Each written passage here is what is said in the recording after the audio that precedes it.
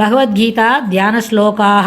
நமோஸ்து தே வியாசவிசாலபுத்தே புல்லாரவிந்தாயத பத்ரநேத்ர ஏன த்வயா பாரததைலபூர்ணः பிரஜ்வாலிதோ ஞானமயப்பிரதீபः பிரபன்னபாரிஜாதாய தோத்ரவேத்ரைகபாணயே ஞானமுத்ராய கிருஷ்ணாய கீதாமிருததுஹே நமः. सर्वोपनिषदो घावो दोक्ता गोपालनन्दनः पार्थो वर्तस्सुतीर्भोक्ता दुक्तं गीतामृतं महत्. वसुदेवसुतं देवं कंसचाणूरमर्दनं देवकी परमानन्दं कृष्णं वन्दे जगद्गुरुम्. அடுத்தது 25வது ஸ்லோகம். யாந்தி தேவவ்ரதா தேவான் பித்ரூன் யாந்தி பித்ருர்வ்ருதாः பூதானி யாந்தி பூஜேஜ்ய யாந்தி மத்யாஜினோபி மாம். யாந்தி தேவவ்ரதா தேவான் பித்ரூன் யாந்தி பித்ருவ்ரதாः பூதானி யாந்தி பூதேஜ்ய யாந்தி மத்யாஜினோபி மாம். இந்த ஸ்லோகத்தில் ஒரு கருத்து சொல்கிறார் பெருமாள் அர்ஜுனன்கிட்ட. சென்ற பதிவில் என்ன சொன்னார்? உலகத்தில் எந்த இடத்துல யாக யஜ்ஞங்கள் பண்ணாலும் அத்தனை யாக யஜ்ஞங்களுக்கும் என்ன பகவான், அதாவது ஆண்டவன், அதற்கு முக்கியமான கர்த்தா. அந்த செய்கிற காரியம் இருக்கு, அது எங்கே போய் அடையிறது அப்படின்னு கேட்டால் அது எல்லாம் தன்னைத்தான் வந்து சேர்கிறது என்று கூறினார். அதே நேரத்தில் இந்த எந்த யாக யஜ்ஞங்கள் செய்தாலும் அந்த யாக யஜ்ஞங்களுக்கு எல்லாருக்கும் அந்தர்யாமி, அதில் கொடுக்குற ஹவிஸு, அதிலோட பிரபு எல்லாமே தான் தான் சொன்னார். ஆனால் இப்போ நிறைய பேருக்கு அது என்ன பண்ணுறதில்ல, அது புரியறதில்ல.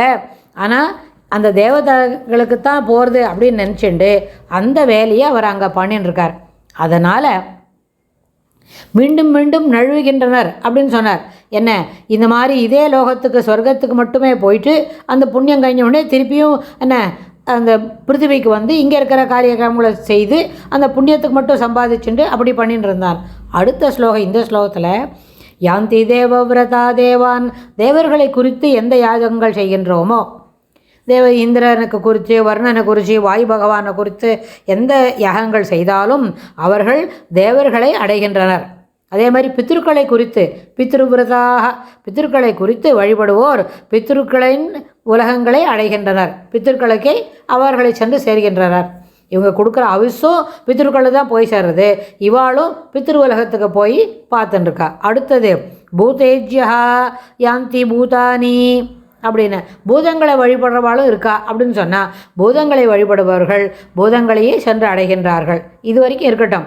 அடுத்தது இன்னொன்று முக்கியமான விஷயம் சொல்கிறார். மத்யாஜினஹாபி, சில பேர் வந்து இப்போ பெருமாளுக்கு யாக யஜ்ஞங்கள் பண்ணுறா, அது பெருமாளை உத்தேசித்து பெருமாளுக்கு தான் இந்த யாகத்தை எல்லாமே போக்தா பிரபு எல்லாமே பெருமாள் தான் அப்படின்னு சின்ன ஸ்ரீமன் நாராயணனுக்கு அனுகிரகத்தை வேண்டி நின்று அவள் அந்த யாக யஜ்ஞங்களை செய்யும் பொழுது அவர்கள் தன்னையே வந்து அடைவதாகவும் கூறுகின்றார். இப்போ இதில் என்ன தெரிஞ்சுக்கிறோம் நம்ம?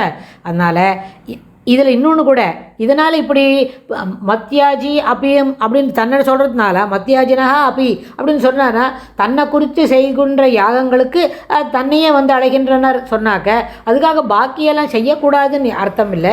அப்படி பொருள் புரிஞ்சிக்கக்கூடாது.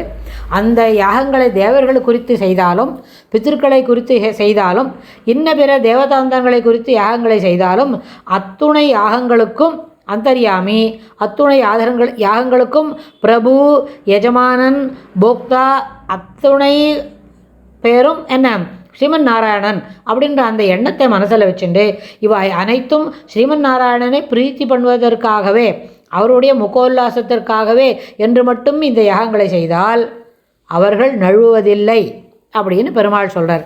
ஸோ இந்த அடிப்படையில் இந்த ஸ்லோகத்தின் கருத்து என்னென்றால், தேவபித்திருக்களின் யாஜை பூஜைகளை கூட பகவதர்ப்பணமாக செய்ய வேண்டும் என்பது கருத்து.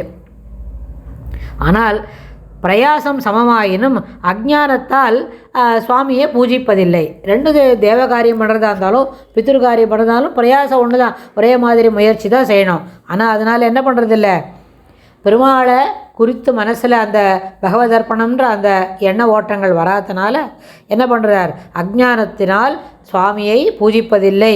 அதனால் அல்ப பலனை அடைகின்றனர், நழுவுகின்றனர் என்று கூறி இந்த ஸ்லோகத்தை நிறுத்துகிறார். இன்னும் விரிவாக அடுத்த ஸ்லோகத்தில் பெருமாள் என்ன சொல்கிறாருன்னு கவனமாக கேட்போம்.